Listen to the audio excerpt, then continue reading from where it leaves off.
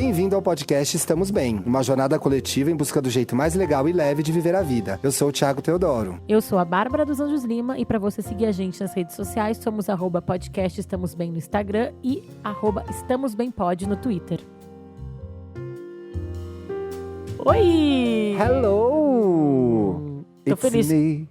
Você tá feliz com? Com o tema desse programa. Eu tô demais. É aquele sobre terapia. E aí, eu vou te dizer, Diga-me. sou fã da terapia, Eu amiga, também. você sabe, né? Sou tipo da Mariah da terapia. Da Mariah. Tá assim, a Mariah e terapia estão ali das coisas que eu mais amo A na Mariah vida. está para a música, assim, terapia está para a vida pessoal. Bom, eu queria formular uma frase que era algo assim, você conseguiu. Viu? Peguei. Eu sou a pessoa que, assim, acho que todas as pessoas do mundo deviam fazer terapia. Nossa, tá? eu também.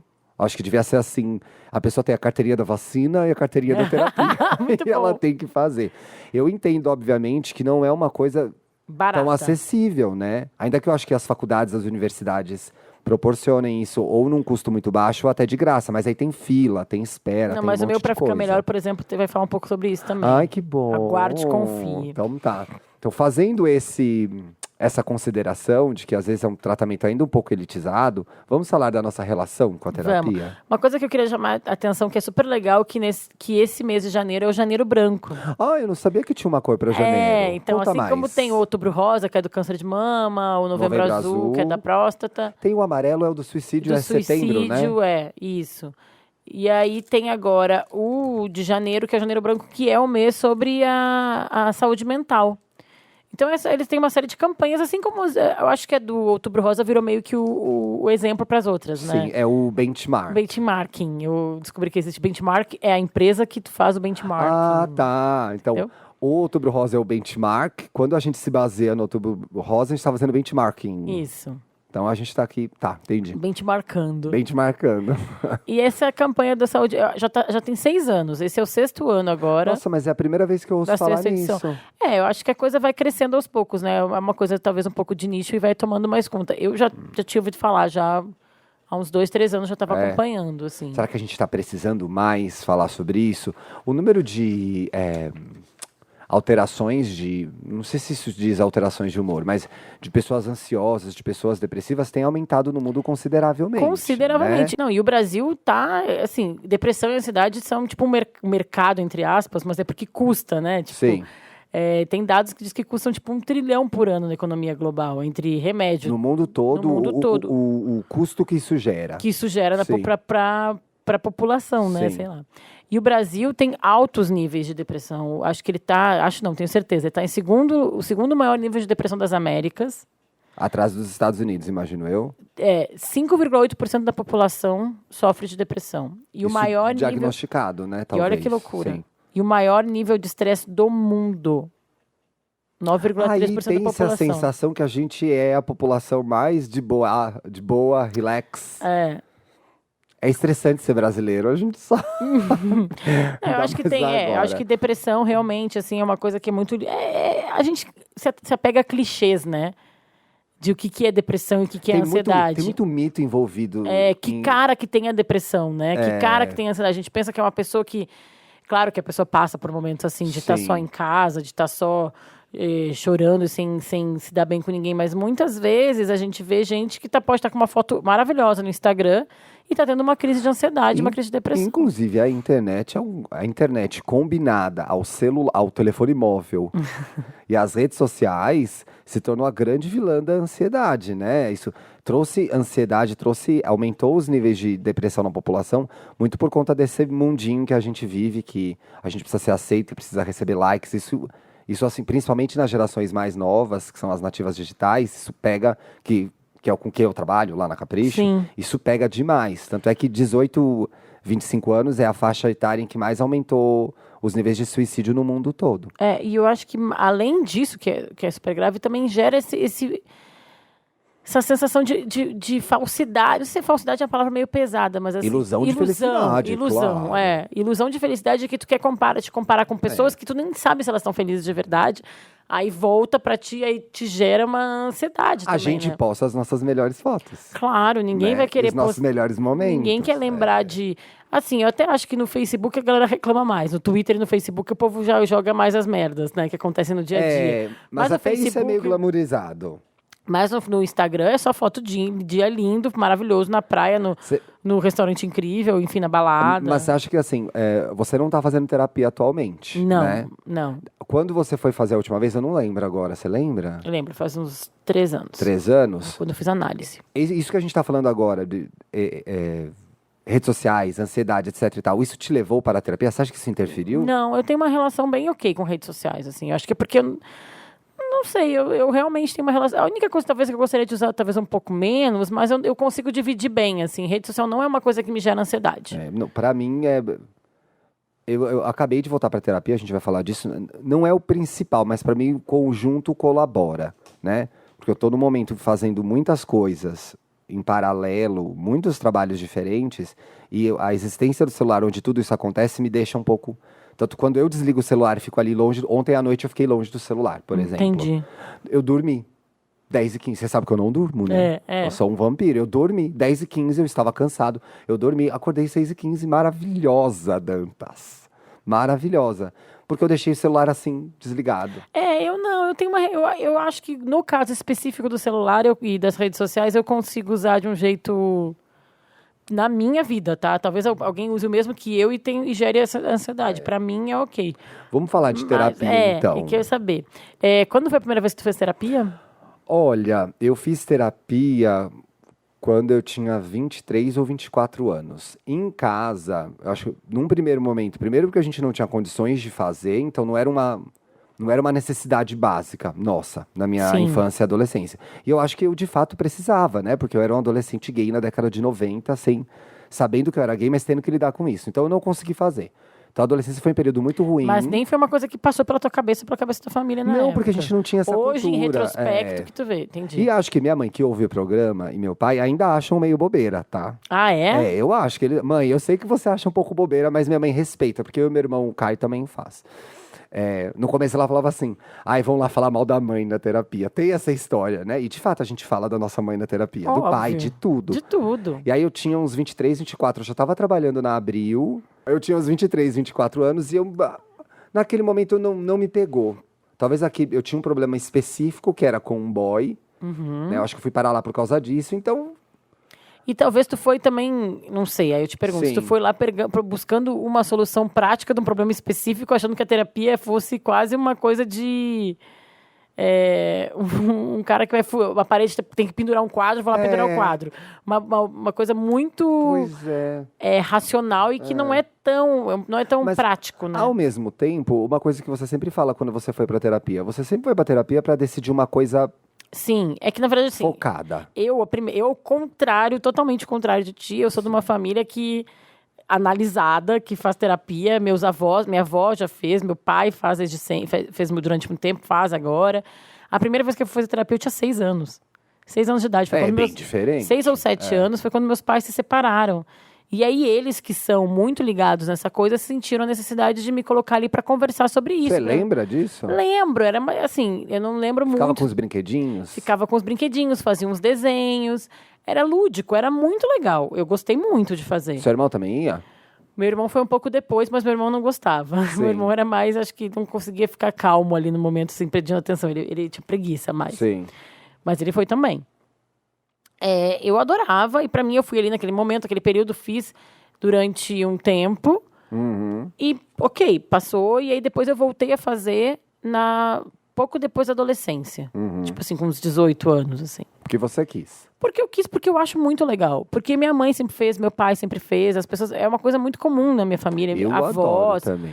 Então, eu nunca tive, assim, eu vejo pessoas que sempre, sei lá, que tem esse preconceito, eu não sei se é o que tu fala que teu pai também tem, mas assim... Não, acho que é desconhecimento mesmo. Foi uma coisa que eles não tiveram acesso, então eles não puderam oferecer pra gente. Não, entendeu? eu não sei se é esse o discurso que eles têm, por isso que eu vou falar Sim. agora, que muita gente fala que é coisa de louco, Não. que é frescura. Tem Mas o lugar comum ainda é esse. Então, o lugar comum de muita gente é falar isso. Tem vergonha de admitir que faz. Ai, tô na terapia. Acho que isso foi melhorando, mas ainda acho que tem, né? Pra mim, é totalmente diferente esse rolê. Eu acho muito legal. Eu sempre tive orgulho de falar que eu tava fazendo terapia. Pra mim é tranquilo também. Sabe? Mas uma coisa que aconteceu, depois que eu comecei a fazer análise mais velho, já com 35, 36, né? Foi ano passado? 35 para 36. Hoje, mais velho, eu gosto mais da terapia.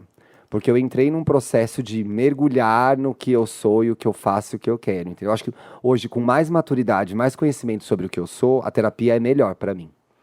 Antes eu olho pra trás e eu ia pra terapia por motivos que naquele momento eram importantes, fosse trabalho, fosse um relacionamento, fosse família, fosse comigo mesmo num momento de tristeza, de muita ansiedade. Eu sempre tive uma visão superficial daquilo. E aí, de repente, com 35 anos, eu sentei ali disposto a ser uma pessoa melhor. Entendi. Foi tão legal. Não, é ótimo. Mas é que tu veio num momento da terapia já praticamente pré-analisado. Mas assim, você entender que, pra mim, a coisa chegou num ponto que eu estava tão incomodado com a forma como eu lidava com a minha vida, que a minha meta foi, eu quero ser uma pessoa melhor para mim. Ótimo. E aí, dali, o negócio andou. Soltei um bicho agora. O negócio andou, amiga. E aí, você começa a ver as transformações na sua vida acontecer. Pra mim, quando eu fui fazer com 18 anos, era uma necessidade, assim... E é o que eu falo pra muita gente quando tá meio inseguro, ou em dúvida, ou enfim, questionando. Vai com dúvida. Que pra mim é assim, ó... É 1 hora por semana que tu tem pra falar de ti, sem se preocupar.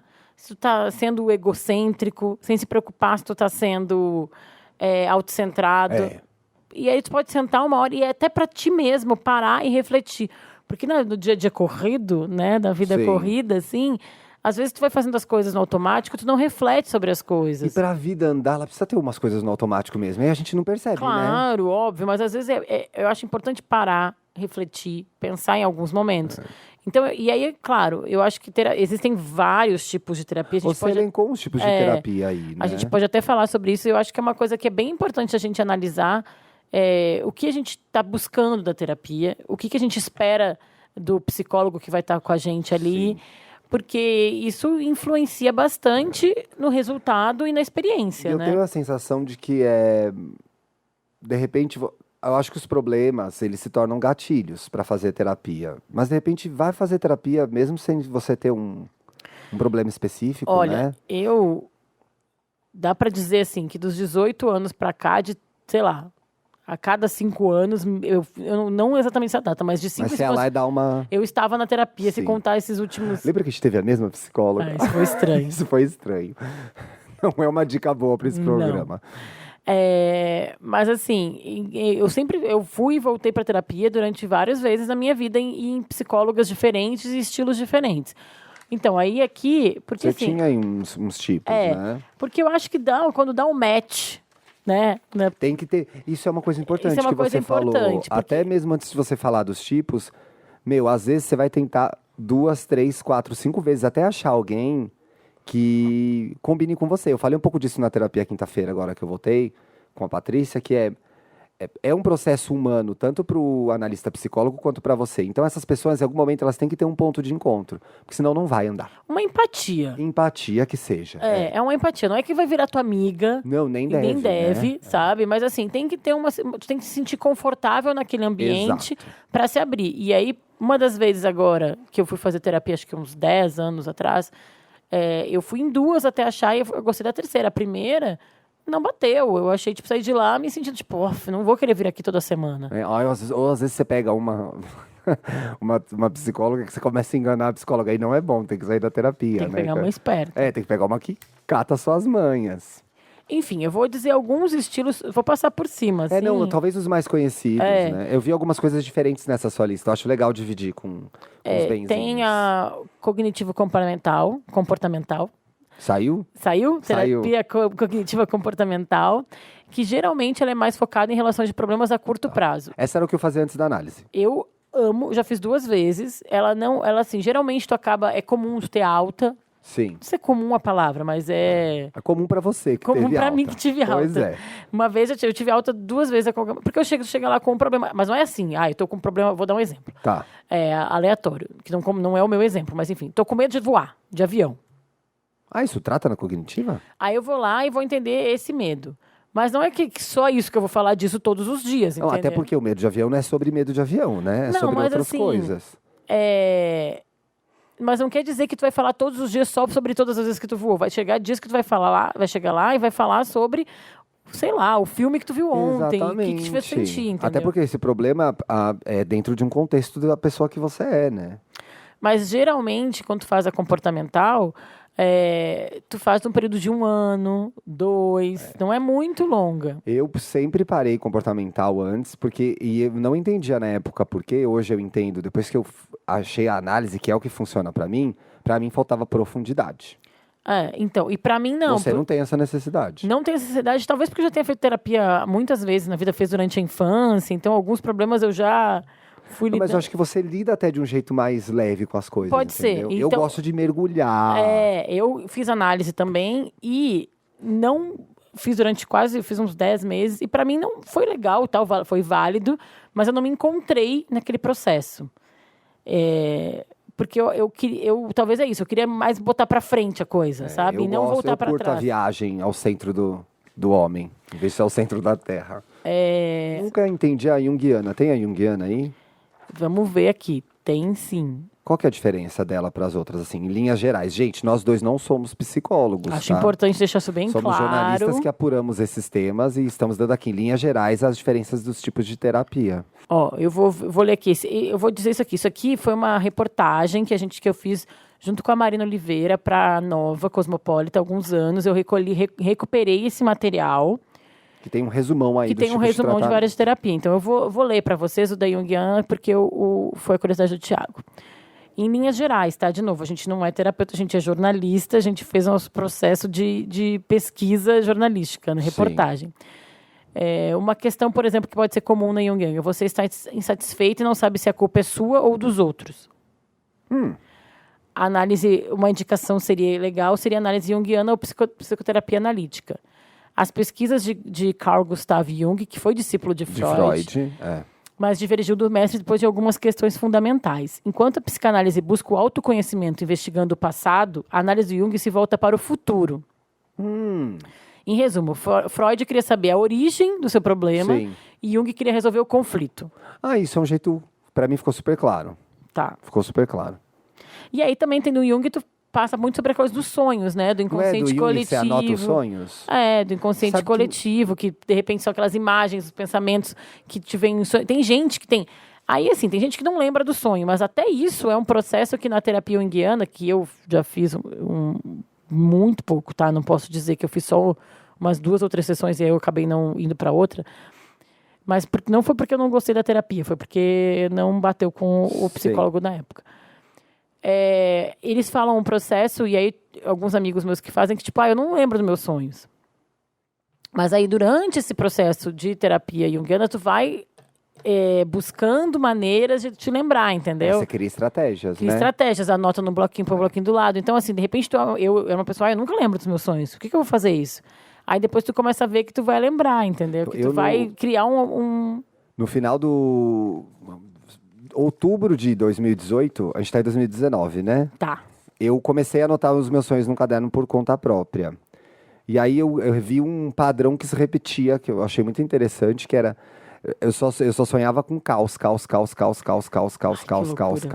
Tipo, era ou uma coisa Bird Box, ou furacão, terremoto. Outro dia eu sonhei que eu estava dentro do Titanic.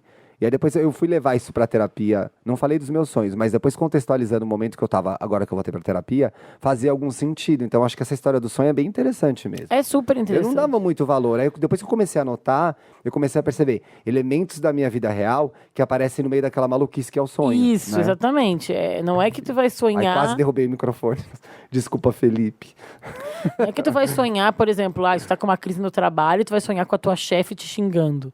Às vezes, tu sonha que tem um monstro te pedindo pra dar... A mente, assim, viaja, né? Tem um monstro roxo te pedindo Sim. pra buscar água e fazer o cafezinho, né? Mas assim. você sabe, nessa de ter esses sonhos de viver a aflição que eu tava vivendo, eu tinha um combinado, eu conversei com o Bruno disso, eu falei que ia contar essa história aqui, ele disse que tudo bem. Eu tinha um combinado com o Bruno, meu namorado, que era, olha, eu vou sair da terapia porque eu tô de boa. Tudo mentira, a gente vai falar disso mais pra frente. você precisa me avisar quando eu tiver que voltar pra terapia. Você é uma pessoa que está muito perto de mim. E aí, semana passada, a gente tava tendo uma conversa e tal, e ele falou, olha... Vou usar meu card. Vou usar meu card. Assim, olha, você me falou que era pra eu te avisar quando eu achasse que você precisava voltar pra terapia. E eu acho que chegou a hora. E eu voltei e foi muito bom. Eu queria contar essa história só pra dizer que é importante também a gente valorizar as pessoas que estão do nosso lado, que podem dar esses sinais. Respeitem esses sinais das pessoas que te amam, entendeu? De repente, a pessoa vai conversar com você, olha, fulano, você tá meio estranho aí, tô achando você meio triste, tô achando... Tenha esses aliados na sua vida, que são as pessoas que vão, às vezes, perceber coisas que você está fazendo que você nem percebe que está fazendo. Né? Eu estava tendo comportamentos e falando e fazendo coisas e levando a vida de um jeito que eu já tinha colocado no automático. Porque às vezes a gente pensa que tem que ter uma coisa muito estrondosa, assim, né? Exatamente. Tipo, uma crise de ansiedade. Não. Achei que eu ia morrer no meio do trem, do metrô. E aí tu vai buscar terapia. Teve isso? Tive uma crise de ansiedade no Sesc aqui da Paulista Novo, que eu falei assim, vou morrer. Fiquei lá em cima parado. Falei, não consigo descer, não consigo subir. Fiquei paralisado numa escada. Então, mas não precisa esperar isso acontecer, né? Se não. tu tá, presta atenção no que tá acontecendo contigo, nas pessoas que estão em volta, nos conselhos que as pessoas estão te dando, talvez tu chega nesse momento sem... E tem algumas coisas que, pelo menos pra mim, funcionam como avisos, que eu não respeitei e devia ter respeitado. Eu começo a ter muita indisposição pra fazer as coisas. Eu que sou uma pessoa super agitada, de manhã não consigo sair da cama. Eu fico muito mal-humorado, os dias ficam mais chatos, eu fico mais difícil, eu reclamo de tudo. Então, quando começa isso a acontecer, eu já catei que esses são sinais de que, opa, preciso ter uma conversa aqui, vamos ver o que está acontecendo. Tem algum padrão se repetindo, e é engraçado que ele se repete. Então, assim, voltei para terapia. Eu quero Coisa só boa. falar de mais dois exemplos, porque a gente está falando de coisa. Então, eu vou falar da lacaniana, que também é bem famosa. É a análise idealizada pelo francês Jacques Lacan, e uma variação da psicanálise do Freud. O método utiliza a mesma tática de livre associação para fazer com que o paciente reflita sobre seus dilemas. Porém, nesse método, há muito mais interrupções do analista. Isso também é uma coisa interessante da gente saber, porque tem gente que não gosta. Não quer ir para terapia, ficar sentado lá, falando, e a pessoa não fala nada. Será que a pessoa está prestando atenção? Aquela piada do Freud, do Woody Allen, que o cara tá falando sobre outras, anotando o que tem que comprar no supermercado. No supermercado, e ele tá enquanto falando a pessoa tá lá. deitada no divã. Né? É uma ilusão. Óbvio que isso não acontece na freudiana, tá, gente? Só tô falando que, Mas até isso tem a ver com a fantasia que a gente cria da análise da terapia, né? Porque você acha que vai chegar num lugar e vai ter uma pessoa muito... talvez pra quem nunca fez, tá? Mas eu acho que o cinema, a ficção, a piada, tal, é toda essa história que você vai chegar e vai ter um psicólogo, analista lá, meio... fazendo a lista do supermercado enquanto você fala, né? Porque a gente não dava, parece, é meio que nem as pessoas que falam, eu vou pagar uma pessoa para ficar falando da minha vida, se eu posso falar da minha vida de graça, resolver meus problemas do jeito que eu quero. Então, acho que tem um pouco essa fantasia do terapeuta fazendo isso. Uma coisa interessante sobre a lacaniana é que a sessão pode durar 50 minutos, mais de 1 hora ou 10 minutos. Quando o momento que achar importante, porque o paciente o analista corta o atendimento na hora que ele, é isso aí que tu chegou, reflete sobre isso e a gente volta na próxima sessão. Ai, gente. E o corte pode ser brusco mesmo, tá? Caro para 10 minutos. Mas assim, às vezes funciona muito para uma pessoa. E aí é muito de conversa. E aí eu vou falar sobre a análise freudiana, que é a que tu tá fazendo agora, Sim. né, Ti? Não, tem gente que senta na freudiana, não vou citar nomes, senta na freudiana e não fala nada a sessão inteira. O Gênio Indomável, aquele filme. Gênio Indomável, tá vendo? Falou um nome, pronto. Então, a análise freudiana é desenvolvida pelo Freud, que eu acho que é o nome mais conhecido, né, Sim. da psicologia. É o pai, né, da psicanálise. Ao tratar os pacientes psiquiátricos por meio da hipnose, Freud descobriu que muitos dos sintomas de sofrimento mental desapareciam quando a pessoa acessava conteúdos inconscientes da mente. Por isso, a psicanálise estimula que os pacientes expressem sem censura e façam associações entre pensamentos, fantasias, emoções e sonhos. É isso aí. Nos 50 minutos da sessão, você senta num divã de costas para o analista e falará tudo o que vir à mente, mesmo que possa parecer vergonhoso ou sem sentido. Sim, você só vai pro divã quando você estiver preparado também. É a chamada técnica da livre associação. O analista é um ouvinte que de tempos em tempos vai te interromper para que reflita sobre significados que podem estar ocultos na sua fala. E você pode acessar o analista também, né? Falando, não fulano, é uma coisa assim tá tão... aí, fulano.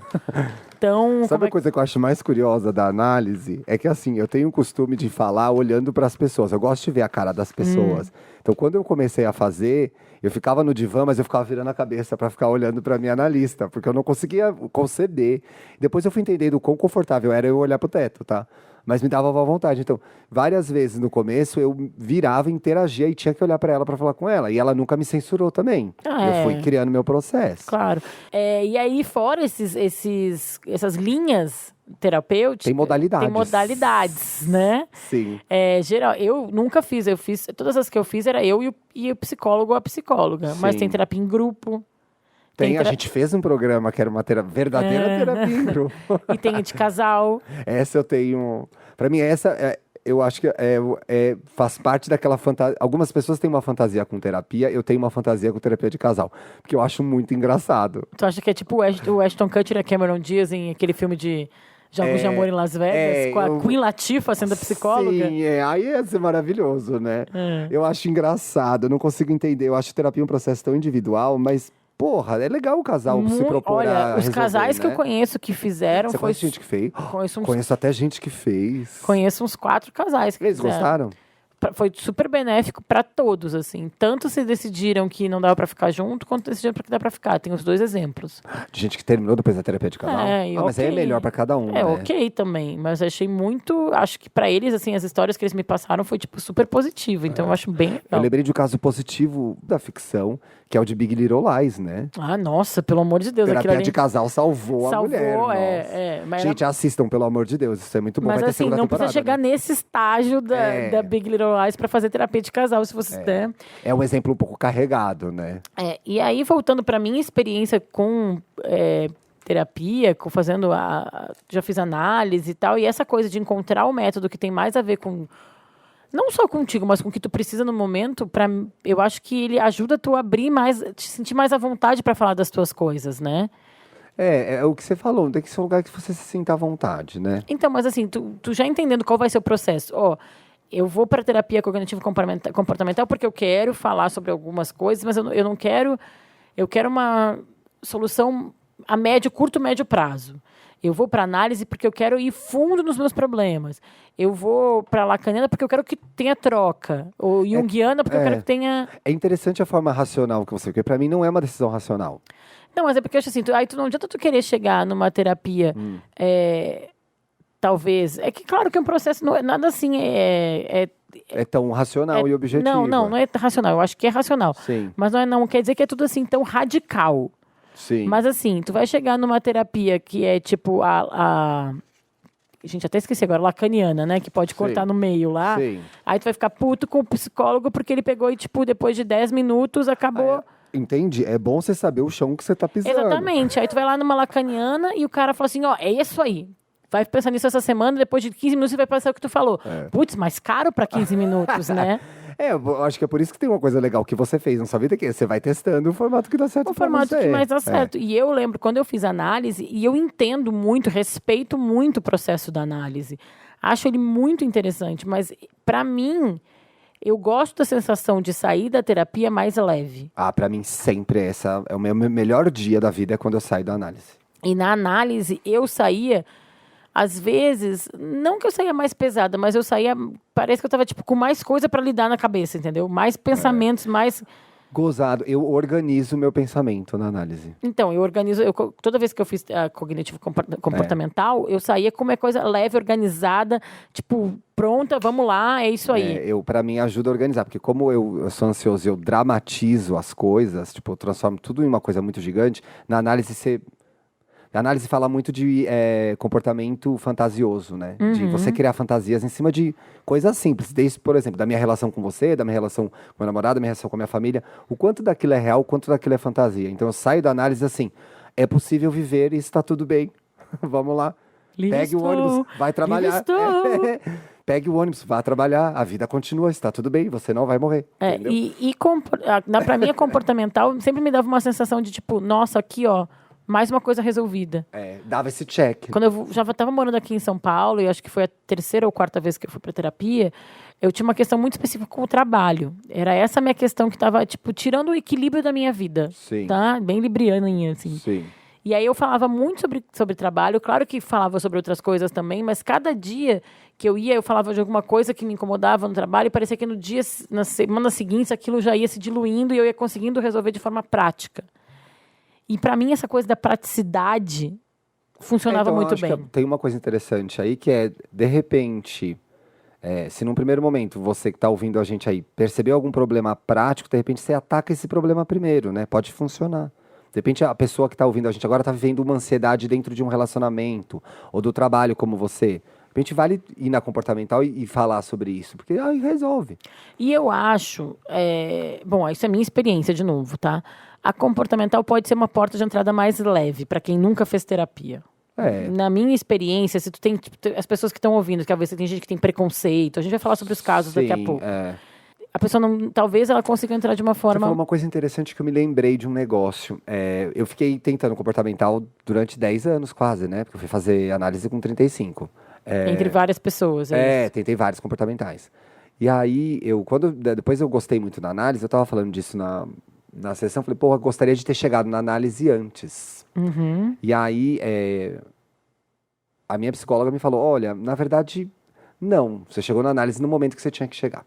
Talvez se você tivesse sentado aqui com 23, 24 anos, não faria nenhum sentido pra você. Então, assim, acho que é meio legal isso que você falou. De repente, a porta de entrada é uma coisa mais simples mesmo. Assim, a gente também... É o sapato que vai ficar bom no teu pé, entendeu? Exatamente. Então, assim...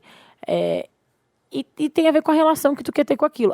Claro, uma outra coisa que eu acho que é importante a gente falar é que até dentro da terapia tu vai descobrir se tem algum problema maior, que aí cabe ao profissional que vai estar ali contigo te encaminhar quantas vezes por semana tu vai fazer. Ou se tu também tem que ir num psiquiatra, por exemplo. A gente está ignorando casos mais graves, que podem ter até medicamento. Isso que eu queria falar. Que a gente começou falando dos números de ansiedade e depressão, que são doenças seríssimas, entendeu? Então...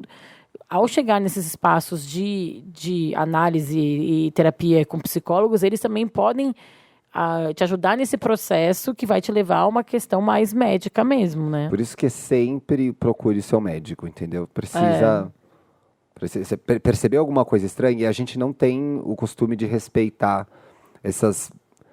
Não são essas alterações mentais. Eu acho que às vezes a gente não respeita uma tristezinha, uma coisinha que está rolando ali. Respeita isso, tem uma gravidade. Isso é tão importante quanto engessar um pé quebrado, entendeu? Exatamente o que eu ia falar. Às vezes, às vezes não, mas para pessoas que têm que tomar um remédio psiquiátrico é tão importante como para o diabético tomar insulina, entendeu? É para regular uma coisa que o seu corpo não está regulado. E ter menos preconceito com isso, Com certeza, tem que ir de coração aberto. Exatamente. Então, eu acho que, assim, o recado que eu deixo nessa primeira parte do programa é faça terapia. Essa é a mensagem. Para mim sempre foi muito, muito enriquecedor, tanto quando eu era criança, quando eu fiz a cognitiva comportamental, quando eu fiz análise, mesmo depois que eu entendi que durante o tempo que eu fiz análise foi muito bom, mesmo hoje achando que para mim o que mais combina com o meu jeito é a comportamental, todos os jeitos que eu fiz eu achei válido, entendeu? Me fez uma pessoa ficar melhor naquele momento, principalmente de alguma coisa específica, e melhor pra vida, assim. E daqui a pouco eu vou voltar de novo, sabe? É que eu falei, tipo, de 5 em 5 anos, dentro desses 5 anos eu estarei na terapia. É bom dar uma visitada. Vamos pro Pra Ficar Melhor? Não, vamos pro Não Estamos Bem, né? Eita!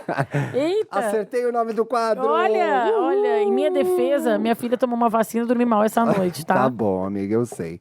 Pensa que são 17 programas eu errando o nome do quadro.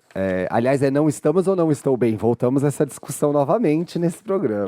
Pra mim é Não Estou Bem, mas então, aí vocês mudaram chamará Não Estou Bem, ficou oficial. Farei uma enquete no Twitter do Estamos Bem, se o quadro é Não Estamos Bem ou Não Estou Bem. Vocês vão decidir aí, Isso tá? aí. No final, você decide. Você decide. Que Black Mirror interativo, que... Bom, mesmo era você decide. 0800 se você acha que fulano deve matar a ciclana. Eu leio primeiro? Pode ser. Olá, lindos. Sou o Júlio, moro em Maceió e sou aquariano. Alô, Maceió. Eu não conheço, mas você conhece Maceió? Não. Morro de vontade. Me convida também. Vamos baixar lá na casa do Júlio. Tá na hora da turma do Júlio. Como é que era esse programa? Vai pro caso, Cocoricó, não era? O Júlio na gaita, bicharada no coral, fazendo rock rural. Isso é da TV Cultura aqui de São Paulo, não? Era TVE, era mas não tinha lá no Rio Grande do Sul. Né? Bom, o Júlio, desde pequeno, é muito tímido. Fui crescendo, tive um período obscuro de depressão e nesse tempo fui em psicólogos e larguei várias vezes. Nunca me senti confortável conversando com um estranho sobre isso. Sei que é errado, mas na minha cabeça não sai a ideia de que estou pagando alguém para me manipular. Que interessante, né? Esse jeito que ele vê. Sem falar que sou muito fechado e dificilmente coloco algo para fora. O que vocês acham disso? Existe algo que eu possa fazer para me abrir mais? Beijos de luz, amo vocês. Júlio, eu acho que talvez você tenha que abrir tua cabeça e mudar o teu mindset mesmo, assim. Porque não tá pagando ninguém para te manipular. Tá pagando alguém para te ajudar a abrir caminhos na tua cabeça. Eu acho que vai facilitar muito, e eu entendo esse raciocínio. Primeiro porque falar sobre a gente, teoricamente, é uma coisa que a gente pode fazer de graça com os nossos amigos, né? Sim, estamos aqui na teoria. Então, assim, primeiro... Não, pode, claro. E pode. Mas primeiro passo, pensar que você vai falar sobre você com um especialista que estudou para te ajudar nesse processo. O 2 é, ser muito tímido talvez até facilite a terapia, porque ele formaliza um espaço em que você se obriga a falar sobre você. Né? Porque às vezes com um amigo, num grupo que, sei lá, tem mais pessoas, uma pessoa muito tímida, ela acaba ficando mais retraída, ela fica em segundo plano da conversa. Ela vira ouvinte. Ela vira ouvinte, exatamente. Quase sempre você... Pode acontecer, não sei. Eu falei um pode muito perto, desculpa se eu deixei alguém surdo. Pode acontecer de você ser o grande conselheiro da turma, ninguém nunca te pergunta como que você tá. Exato. E aí na terapia você vai meio que se obrigar a ter aquela que a Bárbara falou no começo do programa. Você vai se obrigar até aquela hora para falar sobre você. Eu vou pagar alguém. Tudo bem, eu acho que tem coisas paga dentista. Exatamente. A saúde mental é tão importante. Aquilo que a gente já falou, a saúde mental é tão importante quanto a saúde física, a saúde bucal, já que tu falou de dentista. E por isso que é tão importante o janeiro branco, né? Quem sabe a gente não consegue virar essa chave e dar o valor que a saúde mental tem que ter. Exatamente, porque eu acho que as pessoas ainda acham que, vou pagar alguém para ver teus problemas. Tu não, exatamente, pagou o dentista, tu não paga um cardiologista. Pois é, e olha, não paga tudo funciona, eu tô segurando a minha cabeça, tudo funciona a partir disso daqui, né? E às vezes a gente tem muitos outros problemas de saúde que vêm em decorrência de como você leva a sua vida, né? De repente você tem comportamentos não saudáveis ou toma decisões que não são legais para você, porque você pode conversar sobre isso na terapia e mudar esses processos, entendeu? Então acho que assim, é muito importante saúde mental e acho que é um pouco de preconceito sim, mas todos nós já tivemos ou vimos pessoas que têm, então assim, não se culpe por isso, mas eu acho que aqui tem um bom motivo para ele realmente procurar, né, Bah? Não, assim, e nada impede ele de falar com os amigos também sobre algumas coisas, tá? Sim. Eu acho que ele, eu vou falar com um estranho, fala com os teus amigos também, mas não esquece. Mas um estranho profissional nisso, ó. Poxa, dá uma virada, dá um twist na tua cabeça que, olha, é muito bom. E assim, eu acho que... Calma aí, ele falou que ele já passou por um período de depressão, então Sim. realmente pra ele... E ele já foi a psicólogos, né? Então já foi... E aí que já foi várias vezes... Será que ele testou todos os tipos? Então, isso que eu ia falar agora. De repente, procura mais sobre estilos diferentes pra ver se tu te encontra. Testa com outras pessoas, porque foi o que eu dei meu exemplo. Eu fui em 3, 4 até achar o que eu me sentia bem. Eu acertei com 35 anos, espero que você acerte antes. O que então, foi bom Júlio, pra mim demorou pra aparecer.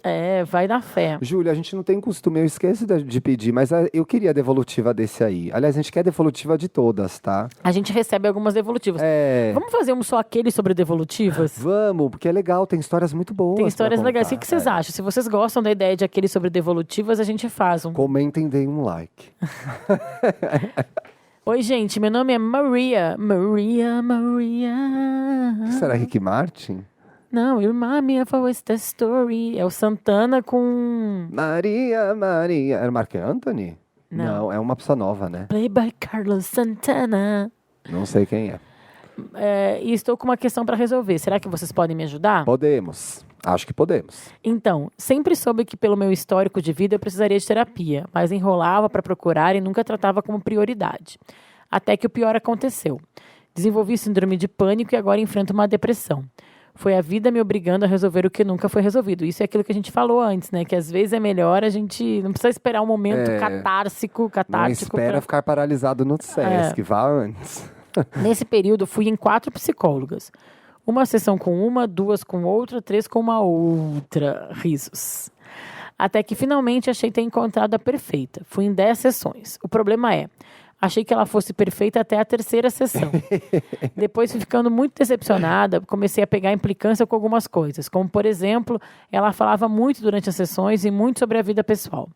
Eu tentei ver o começo como estratégia, dar exemplos reais da própria vida, mas com o tempo vi que ela se empolgava um pouco demais quando começava a falar. Outro ranço veio depois que percebi que ela fazia comentários e tentava captar coisas sobre uma amiga que também faz terapia com ela. Nossa. Isso é grave, né? Além de verificar o celular durante algumas sessões. Sei lá, essas coisas começaram a me desestimular. E além disso, após as sessões eu já não me sentia aquele alívio de antes, aquela motivação. Mas resolvi continuar tentando para ver se era implicância demais. Se não era o meu subconsciente querendo me boicotar o tratamento. Mas nada mudou. Mesmo querendo muito ficar bem, mesmo me abrindo por completo nas sessões e me despindo de qualquer ranço, não vejo a terapia surtindo efeito nenhum mais. Poxa. Enfim, não quero gastar mais dinheiro e principalmente tempo com uma coisa que não aparenta me fazer melhor. O que vocês acham? Ela está sendo antiética? É normal se desinteressar pela terapia, pelo terapeuta? Ou o que eu estou vendo estou vendo pelo em casca... Ai, gente, o acento diferencial... Faz falta nessa na hora da hora, leitura. Viu? O que a reforma ortográfica tinha que arrumar que não arrumou, que era finalmente botar o M em sobrancelha, eles não arrumaram. Fizeram, esse acento eles tiraram. Ou eu que estou vendo pelo em casca de ovo e por isso devo continuar fazendo e pois aparentemente o que posso estar querendo é boicotar a terapia? Adoro vocês, beijos. É um pouco confuso, bastante coisa acontecendo aí, né? Então, vamos lá. Primeiro, eu acho que... Deixa eu pegar aqui o passo a passo aqui do que ela falou. Acho que... eu vou entrar aqui agora porque eu projetei um pouco o meu caso no seu caso, tá, Maria? Eu descobri que eu estava boicotando a terapia na minha volta. Porque o processo, para mim, foi muito intenso. E foi mais ou menos o que você ficou aí, 10 meses. Eu gostei muito, aconteceu muita coisa. Minha vida foi mudando e foi sendo muito legal. Que eu fiquei, né? Que eu fiquei, E aí eu queria muito aquilo. E aí uma hora... lidar com o novo Thiago que estava aparecendo, parte do meu comportamento era me boicotar. Então eu comecei a boicotar várias coisas que faziam bem para mim, inclusive a terapia. Porque eu queria voltar para o formato antigo, que era o de não me valorizar, de me boicotar. Então isso é uma teoria do que pode estar acontecendo com você, tá? Talvez eu só esteja projetando minha experiência na sua. Então existe boicote, sobre a sua terapia de boicote, pergunta sobre boicote, existe a pessoa começar a crescer no tratamento e se boicotar. Existe. Mas existe também aquilo que a gente falou, de tu te sentir confortável nesse espaço e se sentir segura. Né? Então, assim, quando ela começa a se incomodar, que tá perguntando de uma outra amiga que faz terapia, que a mulher tá mexendo, que a psicóloga tá mexendo no celular. Sim. Talvez para algumas pessoas isso não possa até não incomodar, mas para ti tá incomodando. Então, realmente, talvez tu tenha que procurar outra pessoa. Mas aí eu acho que vale tu parar um pouco e fazer uma autoanálise mesmo se tu tá procurando. E aí tem uma coisa muito interessante, tá? Eu tô dizendo isso que eu acho que eu não imagino que seja fácil. Se te interessa continuar o processo com quem você tá agora, é um pouco falar sobre essas coisas que você mandou pra gente. Que assim, olha, me incomodou quando você falou de uma coisa, eu fiquei com a impressão de que você estava falando da minha amiga. Porque esse é o espaço... É muito difícil, né? Porque a gente admitir... fica aquela confusão, será que eu estou fantasiando, será que eu sou verdade? Mas tem um lugar que você pode falar sobre isso, é no consultório, entendeu? Sabe aquele filtro social que às vezes a gente tem, que a gente, sei lá, alguma amiga fala alguma coisa que incomoda e tu fica, será que eu falo, será que eu não falo, não quero incomodar? Na terapia, a vantagem é que tu não precisa ter essa preocupação, entendeu? Fala sobre isso, Tem que falar sobre isso. Às vezes tu tá, tipo, num grupo grande na vida fora do consultório do psicólogo, que tu não vai falar sempre tudo que tu tá sentindo, porque, enfim, a gente vive numa sociedade e o nosso sentimento também barra no sentimento do outro, enfim, né? A gente não tem que impor tudo que a gente acredita, existe um equilíbrio aí. Mas na sala, no consultório, é tu. Então, assim, se tá te incomodando desse jeito, coloca uma luz nesse problema e fala, olha, não gostei que tu me perguntou isso. O que me chamou muito a atenção aqui que foi com que eu me identifiquei, tá? No seu caso, não vejo a terapia surtindo efeito nenhum mais. Eu tive essa sensação também. E ela era meio de satisfação de achar que tinha dado. E aí eu parei e fui ver minha vida e depois eu descobri que eu tinha que voltar. Então, normal também se você quiser parar aí. Mas a verdade é que quando você acerta e começam a rolar as coisas positivas, acho que a cabeça vira uma chaveira que fala assim, não, já tô de boa, uhul. E essa coisa assim que ela falou da vida pessoal, aí eu não sei o quanto ela falou ou não, mas, por exemplo, algumas trocas podem ser positivas, aquilo que a gente falou da empatia. Sei lá, se ela tá te falando que ela viu um filme que ela gostou, se ela leu um livro, uma troca assim, eu acho super válido. É que eu achei muito interessante, que eu achei muito comentário de uma pessoa que está se sabotando, mas vindo de uma pessoa que se trata, não de especialista, que é, não quero mais gastar dinheiro e principalmente tempo. É muita pessoa que começou a se sabotar e acha que ela está investindo no negócio. E assim, eu acho que durante o processo de estar fazendo terapia, de estar indo no psicólogo, em alguns dias tu vai super animado, já sabendo o que tu vai falar, e tem dias que tu acorda, sei lá, a minha era de manhã, tá? Sim. Tem dias que tu acorda, ai gente, hoje eu queria dormir meia hora a mais e não queria ir. A terapia vira meio natação, entendeu? Não sei o que eu vou fazer lá, não sei o que eu vou fazer lá, e aí tu chega e começa a falar e vê que e sai super melhor do que tu entrou, assim. Pra mim, assim, quase sempre é isso, mas perto do momento que eu imagino, vivi algo parecido com o da Maria, era bem essa minha sensação. E aí é tipo... Maria, vai lá, fala com ela que você achou estranho essas coisas. Eu Se acho que quiser você... para, depois você volta. Eu ia dar exatamente esse conselho que o Thiago deu, que é tipo de usar a terapia, usar esse espaço e usar pra falar totalmente teus sentimentos, assim. Porque nesse lugar, eles são 100% válidos, assim, né? Agora eu sei o nome do quadro. Que é? Pra ficar melhor!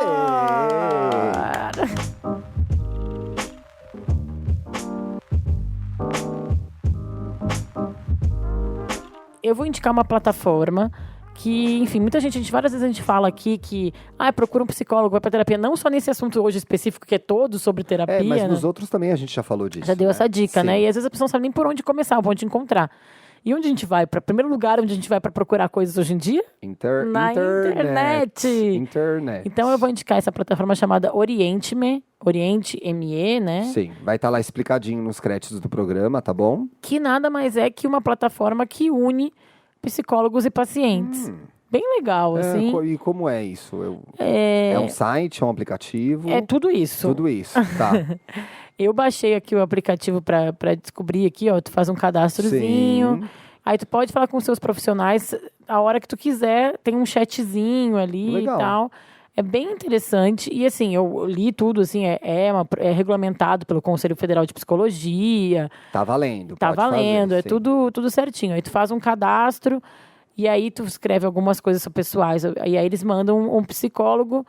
E aí vai vendo se dá match. Essa conversa, sim. Vai vendo se dá match ou não, né?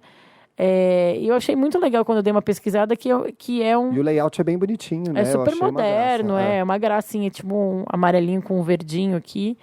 Tudo confidencial. Tu usa mensagem de texto, de vídeo, imagem, tudo para fazer ao máximo dessa terapia online, assim, tirar proveito. Achei bem interessante. Massa, legal.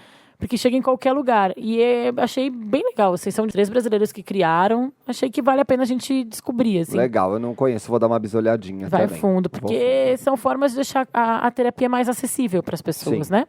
Legal, gostei.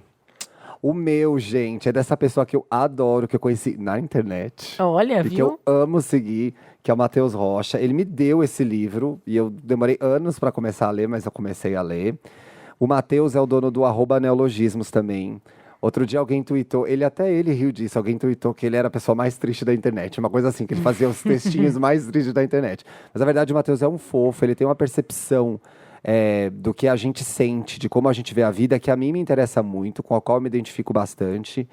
E aí, vem desse livro dele, que é O Pressa de Ser Feliz, Crônicas de um Ansioso, publicado pela Planeta, eu entendi porque eu gostava tanto dele, porque eu sou um ansioso também. E aí, nesse Pressa de Ser Feliz, ele fala exatamente de ansiedade. Tem um prefácio super legal do Valcir Carrasco. E aí, eu comecei a separar algumas coisas para falar aqui rapidinho para vocês. E a Bárbara achou um capítulo sobre ansiedade, que eu não tinha lido ainda. Tu não leu esse livro ainda? Não, um capítulo sobre terapia, que eu não tinha lido ainda. Mas é que tu não leu esse ainda? É porque o que é gostoso de ler esse livro? Você vai folheando e escolhe o tema que você vai ler. Entendi. Porque são vários temas. Tipo assim, tem um aqui que é, auto-amor. E aí você achou um de terapia que eu não tinha visto. Aí que eu achei uma bonita antes para falar da terapia, que eu gosto dessa frase, que é: percebi que o que nós somos de fato fica por dentro da gente. Fica no coração, mora no cérebro, na alma, no espírito. E que o nosso corpo nada mais é do que um meio disso tudo coexistir. Bonitinho. Ele é bom, né? Bonitinho. Tô seguindo aqui. Você começou a seguir? Tô seguindo. É no capítulo Encontro com um Desconhecido, que a frase é: desabafos são palavras que afrouxam os nós na garganta e fogem para não morrerem sufocadas. E aí o Matheus divide aqui com seus leitores. Não foi fácil entender que eu precisava de ajuda de um psicólogo. Não foi algo tão tranquilo quanto decidir se como mais uma coxinha ou se estou satisfeito. Não queria ser taxado de louco ou coisa parecida. Não tenho vergonha de dizer que sim, eu tinha preconceito. Ou pior, era medo. Medo do que eu não podia prever. Medo do que me esperava naquela sala. Naquele alguém desconhecido. E juro, depois do susto inicial, posso garantir.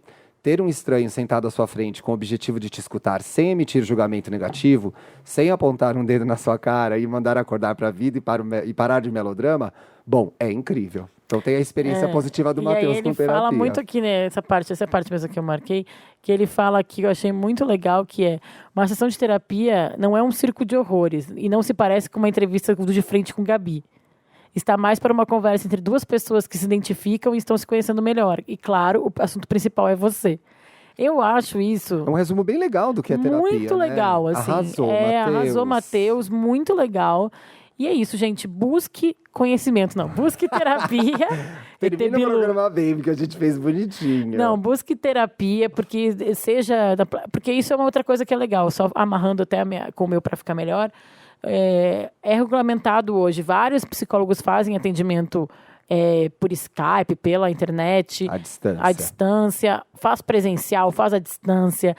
Procura o seu jeito que mais combina contigo, mas procura esse tipo de tratamento porque é muito legal. E eu tenho quase certeza que tu vai sair uma pessoa melhor, você benzinho que está me escutando, depois de fazer terapia. Tá bom? É isso? É isso, gente. Um beijo. Eu já tô com saudade, eu quero já gravar mais. Feliz Janeiro Branco. Vamos cuidar da nossa saúde mental. Um beijo, amores. Você ouviu o podcast Estamos Bem. Siga a gente nas redes sociais. No Instagram, podcast Estamos Bem. No Twitter, Estamos Bem Pod. Quer mandar sua pergunta, sugerir um tema para o próximo programa, abrir seu coração? Escreva pra gente em podcastestamosbem@gmail.com. Até a próxima segunda-feira.